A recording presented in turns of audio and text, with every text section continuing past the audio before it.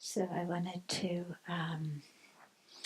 read something that someone wrote, and it's prefaced. Yeah, I'll read part of the preface. How I see the path now is as a lonely endeavor, um, just a path that is solitary by nature. My view doesn't seem to have much joy in it, and I wonder if I need to put more effort into cultivating bodhicitta so I don't feel so alone. But I am prone to thinking that renunciation, at least at first, will always have the sentiment of one being on one's own, like the Buddha walking into the forest and leaving behind his wife and son. I wonder what his mind state was like then, full of compassion and bodhicitta, but maybe also some sorrow and remorse. Okay, so this kind of apprehension about following the path very often comes at the beginning, when we meet when we first meet the Dharma, it's just like wonderful. It answers all our questions and it's fantastic. And then, after you practice a while, you realize that all your stuff isn't going to go away immediately. That it's, your problems, your neuroses, all that is still hanging around. And, uh, and then it's often easy to especially because as we get into the Dharma, we often leave many of our old friends behind, not in the sense of, oh, you're not my friend anymore, not like that, but just in the sense of now we have new interests. And so we're forming new friendships. And so what we used to do with our old friends, drink and drug and go to the movies and go to the Bahamas, although not now, and and all the stuff we used to do with our old friends, we're not so interested in. Well, we kind of are, but really we aren't. And so there's this period of making a transition into kind of, you reorient your life when you get into more serious practice. Yeah, and your relationships change. You're not at all your family dinners and all of that. You're not going out with your old friends anymore. And you're still in the process of making new friends, but these people you may not have known for as long as you knew all the other ones. And also, the new people that you're making friends with, especially in in a monastery, the friendships are approached very differently. Yeah, outside the friendships, it's like you know, we want a best friend and, somebody that we tell everything to, that we always confide in, that, whenever we're lonely, we call up, or maybe we live with, so we're never lonely because we're always living with that person. And, um, and so there's a lot of sharing, then you talk about the relationship and process the relationship. And, there's a lot of this kind of stuff involved. When you make friends in a monastery, your friendships are not like that. First of all, having a best friend is really discouraged because we're trying to cultivate equanimity and, and be friends with everybody and have love and compassion for everybody and you know not have one person or two people or three people that we always run to when we feel down or lonely or get criticized or whatever. And so the friendships in the monastery are quite different, and um, you're not going to sit and talk with your friends here, at length, pouring out all of our emotions. If you have a problem, you go to somebody and you say, I have a problem, and you describe what you're feeling and you seek a Dharma antidote. But that's very different, at least than the way my friendships were before I became a Buddhist, where, you talk a long time about emotions. And then, of course, you talk about politics and sports and all these other things, which are not the real hot topics here. Um, I remember some years ago we had a group of like 20 something young men staying down in the community room. And when we heard that they were talking about drugs, and the different kind of drugs you get and the different kind of highs you get from the different drugs, we had something to say about that. But they were lay people, and so this is what you talk about with your friends, and you know, so so there's a transition period, and in going from your old friends and that way of friendship, and relating to people, to being in, at least if you're going to be in a monastery, that that kind of way of relating to people, and so it sometimes can feel really lonely, especially if you misunderstand renunciation. Yeah. So renunciation, the word in English connotes, well, like she said here, the Buddha walks off into the forest, leaving friends and family and motorcycle behind. And, now alone, walking through the forest, with his bowl, hoping to meet some cows who will give him something to eat, because he's in the middle of the forest and there's no villages. Um, Renunciation does not mean walking away from society, okay, and walking away from sentient beings, because no matter where you live, even at the top of Mount Everest, you always live in relationship to every other sentient being. Whether you know them and see them or not, we live in relationship to them. Yeah. Especially when you practice bodhicitta, you realize that, everything you have, do, know, and so forth is due to sentient beings. You always live in relationship with them. Yeah. Impossible not to. So renunciation doesn't mean giving up society and sentient beings and, you know, and finding your own cave and then decorating it with all the pictures of you and all your previous friends, so that you could remember all of them. No, renunciation doesn't mean renouncing pleasure. It doesn't mean giving up friendships. It means renouncing dukkha, renouncing the suffering and unsatisfactory circumstances of samsara. Don't we all want to do that? Or do we want to sit and, enjoy dukkha? Yeah? Like, oh, I really enjoy birth, aging, sickness. Death is the hottest one. I think we want to give these things up. That's what renunciation is about. And it's about renouncing the ignorance, anger, and attachment, yeah, to things that keep us bound in cyclic existence. Yeah. So pleasure is not a problem. Friends are not a problem. It's attachment. It's clinging. It's anger. It's these things that are the problem. That's what we're renouncing. That's what we're giving up. Okay? So don't get this idea that, you're going to be some solitary somebody, going off into the forest, but in your heart, you're wrenching because I want to be with my partner and I can't. The Dharma's taking me away because I want to attain enlightenment, but I hope my partner's in enlightenment too. No, it's not like that. As you practice, you begin to see that your relationship with your partner was one big bag of dukkha. Yeah, you had what they call happiness in the world. You know, you have some good sex once in a while. The person understands you once in a while. You go out into the movies and have food once in a while. You have all kind of that. But as your practice deepens, you look back on that and you go, what was I thinking?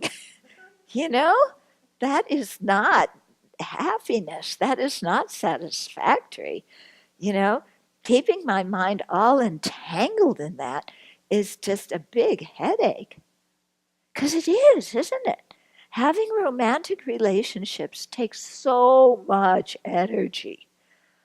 My goodness, it's exhausting. Yeah. So at some point you just say, forget that. Yeah. And by that time, by the time you get with your wisdom is developed sufficiently where you really don't want that anymore. Sometimes the attachment comes up, but all you do is think about it a few minutes and say, well, if I got this, then I got all the rest that comes with it. No, thank you. You know, um, so that happens, and also by that time, you begin to experience some of the results of practicing. So you may not be enlightened, but you find that you're not as depressed as you used to be, and you're not as angry as you used to be, and really you don't feel as lonely as you used to. Yeah.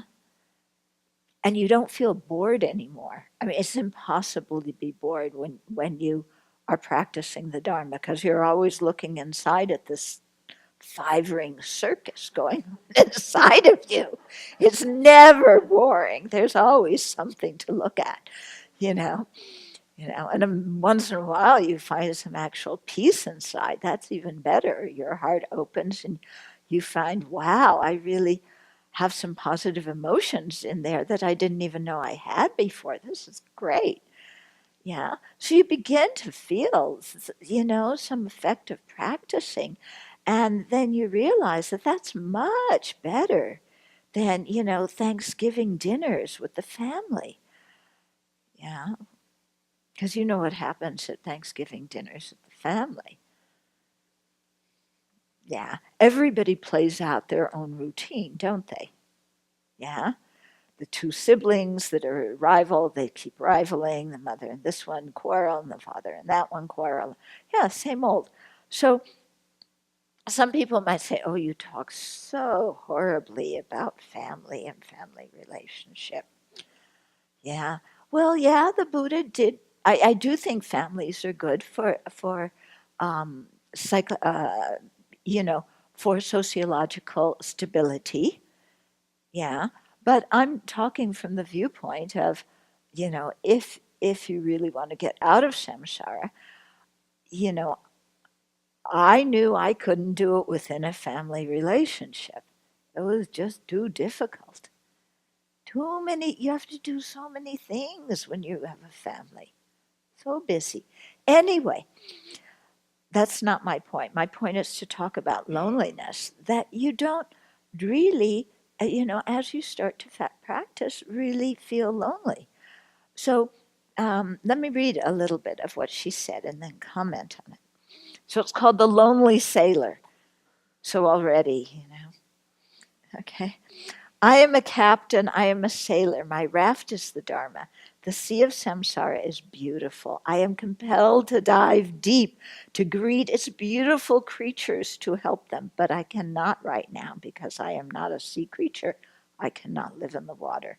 They remain separate beings, cannot tell that I am not food, that I mean them no harm.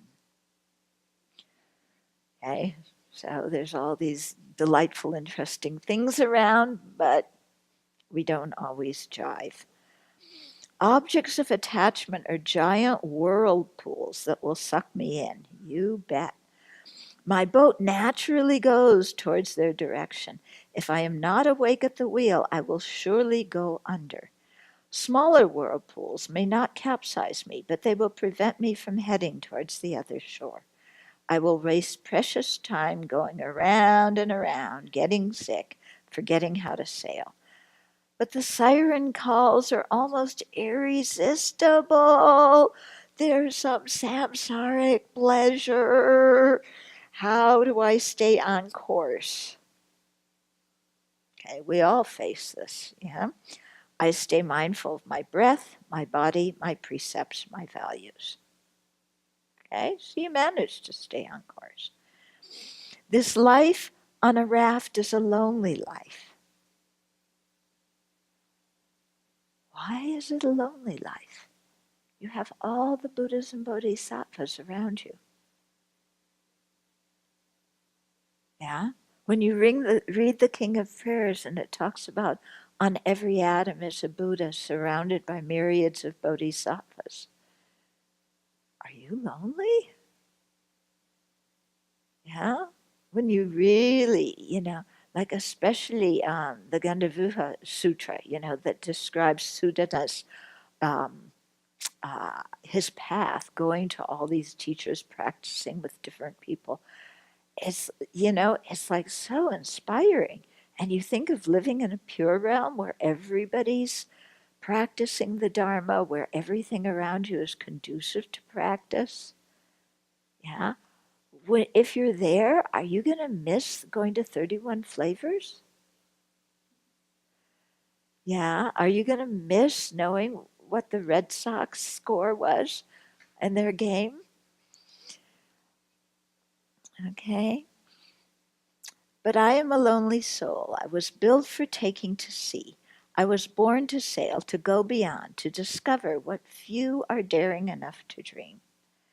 Of course, there are others on this journey, even those who have made it, but we are all on our own journey, our own unique course. There is a map, and there are teachings on how to sail, but one must ultimately teach oneself how to sail. So, yeah, that's true. We have to practice ourselves, we have to do the work, but there's a lot of other people practicing as well. Yeah. That's why we form communities together where we can support each other and encourage each other and where we understand what each other is going through when, when a surges, waves of attachment wash over us or waves of anger, break on top of us. We have our Dharma friends, we have our teachers, we have other people who understand what's going on in our life. So, yes, we're discovering what few are daring to dream, are daring enough to dream about, but we're not, totally alone in this process. And also, if we're following the Mahayana path, our whole practice depends on the kindness of sentient beings. So your mind is always aware, always thinking about the kindness of other sentient beings. When you think about the kindness of other sentient beings, you're not lonely. Yeah, because you realize that behind that one piece of lettuce that you're going to eat, there's the contribution of so many sentient beings. You may not know them, but you feel, their kindness in providing the things that you need just simply to stay alive. Yeah. And when you meditate on bodhicitta, you feel connected to all beings because you know that if you omit even one sentient being from the scope of your bodhicitta, impossible to become awakened. Yeah, if we turn away one sentient being and say, forget it, I cannot stand you, get out of here, I'm not going to work for your benefit, then we harm ourselves and our own spiritual goal cannot be actualized. Yeah. So we have to stretch our mind and cultivate equanimity, love, compassion, and joy in relation to each sentient being. How do you feel lonely if you have those four measurable qualities well rooted in your mind? Impossible. You don't feel lonely. You don't feel depressed. You don't feel despair. You don't feel anger because you've developed, a whole other way of seeing the world and developed other qualities in your mind that are totally different than attachment. Attachment always feels deprived. Yeah. Attachment never has enough. It never has good enough. I want, I need, why can't I have? This will make me happy. That's the mind of attachment. It makes us unsatisfied and lonely. Yeah? When we meditate on the kindness of others, when we think about bodhicitta, our whole world is filled with sentient beings, and filled with bodhisattvas, and we have a way of relating to all of them, and we don't feel alone. Yeah. When I went, my teacher organized what he called the Enlightenment Experience celebration. So I went to two of them. On one of them, I thought, every there's like a lot of people there. And I thought, at least with the Sangha members, there were over 100 at that time. I said, during these 3 months, I'm going to have a good talk with every single one of them. Yeah, I'm going to find a way to talk about something interesting with each one of these people. And this was my way of nudging myself, instead of, well, but I'm shy, and I don't know if they'll like me, and anyway, they have different interests than me. And no, I wasn't going to give in to that. I was going to find a way to have a good conversation with everybody. And it was very good for me. It was very good. I found I could, find something interesting to talk about with so many different kinds of people. Yeah. So, if you're practicing in this way, it's not lonely. Yeah. When there is then there is the cargo of wrong views weighing us down, boxes tied to the bottom of our raft that we cannot see at first. But if we keep going, eventually they will surface and we can cut them loose. We will still dream of the delights and the memories and the loves we left on the original shore. I think after a while you come to see the delights, the memories and the loves that you left on the shore are just delights, are just memories. That's all. That's all. Thoughts passing through your mind. They are not happening now. And your life is too vibrant now to dwell on, those fantastic samsaric pleasures you had before. You're enjoying your own life too much. Who wants to live in the past? Yeah? Because that's what these kinds of, sticky relationships bring up in us,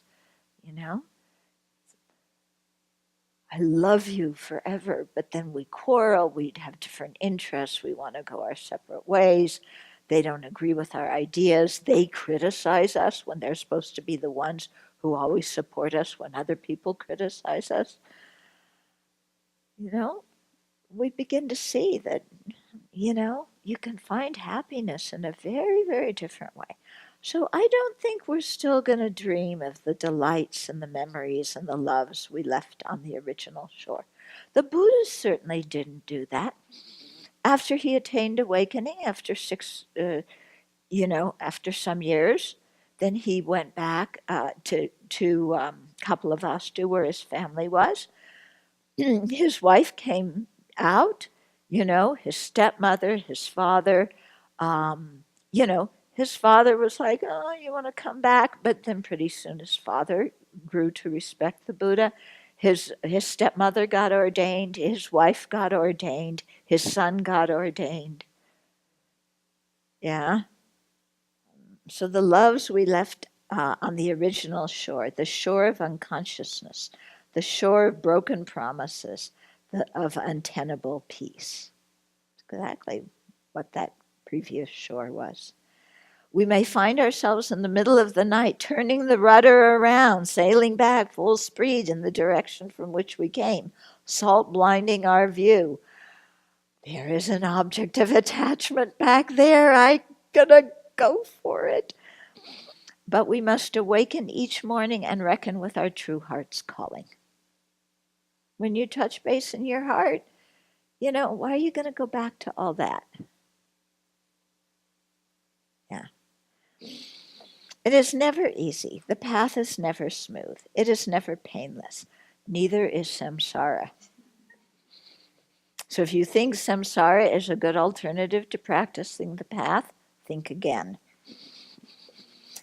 It is never clear and unmistaken all the time. There are many detours, many setbacks, many days spent drifting, but we must keep going in the same direction. This is all that matters. As much as we know, as much as we are able, we must continue to go towards our highest aspiration, what our wisdom mind tells us to do, to keep sailing for the other shore. So eventually, that's what you do, don't you? Yeah. You may think you're gonna turn the rudder and like make quick speed back to your lover, and then you come to your senses and you turn around and you go in the direction that is, really your heart's deepest calling. And that's very fulfilling. This yearning that was described so many times in that letter is so familiar to me, because there's this melancholy that comes in the mind. I'm the artist, I'm not understood, and I need someone else to understand me. And there's this is actually romantic, that idea, and it just keeps you in a suffering state. Yeah. And it keeps you so stuck. Yeah. And so fortunately, the author of this is seeing both sides, I think. Yeah. But it can really be seductive to be caught in that melancholy, because it's cozy and painful. I remember back when.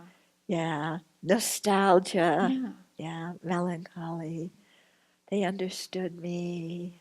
They looked at me with loving eyes. Mm-hmm. That was before we broke up. Yeah. Yeah, before they cheated on me. But then before they told me I was an idiot. Yeah, so the other thing that really makes it impossible to feel lonely is once you've shaved your head and you've got the robes on and you're keeping, the vow, the precept of celibacy, you can talk to anybody. Yeah. Everybody is available to talk to without those things going on that are so weird. Yes. And now who knows who's identifying as what gender anyway, and all that doesn't matter. Yeah. So the whole world is there. Yeah. To connect with. It's true. I thank you for bringing that up. Because that's my experience too. Shaving my head, putting on robes. I can talk to so many different kinds of people. Some people say, "Oh, but you go out and then people look at you weird." I mean, they look at you weird, but as soon as you smile, they stop looking at you weird. And if you talk to them, then it's okay. But it really, especially with the opposite sex, or for people who are gay with the same sex, you stop all the trips because, you look like this. Yeah, you don't look like Marilyn Monroe and Ivanka Trump. You look like this. And so if people are going to like you, it's because of what's in here, not what you paint on here. Yeah. And so you find that you can just relate to people so much more clearly and frankly, because they get the message you're not interested. Yeah. And from yours, you're not interested, and then they figure out that you're not interested. Then you can actually relate as one human being to another. So you were talking earlier about the different kinds of friendships in monasteries. Mm-hmm. And it's very true that you don't want that attachment getting in the way, but at the same time, I feel like you're even more open, about some of your deepest issues and what's going on. And so you have to find for people who are inclined to kind of keep to themselves, it's kind of tricky to both learn to open up and reach out and ask for support when you need it, but at the same time not get tangled up in these needy codependent relationships. Because that's our old mode.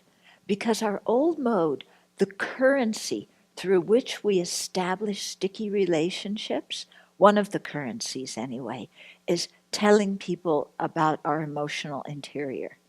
That's the currency. The more I give you, the more you give me of sharing that emotional interior, the more we become close friends. But what you find in a monastery is you can share that, but it is no longer the currency for being close, and it no longer brings the stickiness because everybody's doing it with everybody. You know, at Posada, you have to say your stuff. And anyway, people live with you 24/7. You cannot hide your stuff even if you try. So at the end, you may think, I'm keeping everything personal. But everybody else knows it. You know? They know most of it anyway, because we live with each other. We see each other in all sorts of situations. There's no way to hide. We try. Yeah. So then this emotional stuff is no longer the currency that makes good friends. It's the sharing of the Dharma that becomes the thing that makes the friendships happen. Yeah. But that takes time because we have to get used to a whole different way of relating to people. I noticed that in many songs, music, the lyrics always talk about their love, but it's always you see the suffering in all these different genres of music. And it's actually very self-centered. And in many traditional cultures, and even cultures today, they distinguish between different types of love, like eros, and a pure, like platonic love. Mm. And they distinguish that, whereas in English, I noticed they just use one word, love, and it's very confusing. And it's mostly that suffering type, usually. Yeah, it would be nice to have different kinds of words for different kinds of love with different kinds of people. That would, just the fact of having different words opens our mind to different ways of relating to people. Yeah. So when I was talking about sticky romantic relationships and family relationships, I wasn't saying they're all bad and everything like that. What I'm trying to say is that they can be better when we lack attachment and when we develop actual love for other people. But when our minds are approaching friendships or romantic relationships with a lot of attachment, that's when all the stickiness and the misery starts coming, you know. But the more you can diminish the attachment and create genuine love that wants that person to be happy simply because they exist, then the more, the healthier the family becomes and the more stable the relationships become. Okay? So it's not a thing of family life is all bad and get rid of it. No, not at all. It's like try and counteract the clinging, the attachment, the expectations, and instead to cultivate unconditional love. Yeah, which is what the meditation on the immeasurable love teaches us how to do.